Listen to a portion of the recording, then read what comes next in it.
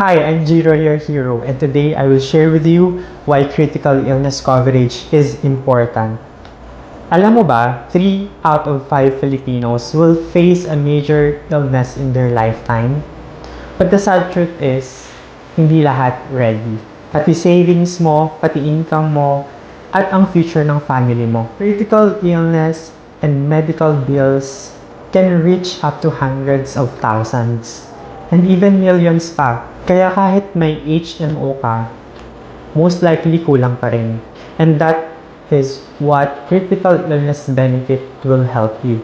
It can give you a lump sum cash whenever you need it para makapag-focus na lang sa recovery mo. So don't wait until it's too late. Protect your health and your family's future. Want to know how critical illness works for you?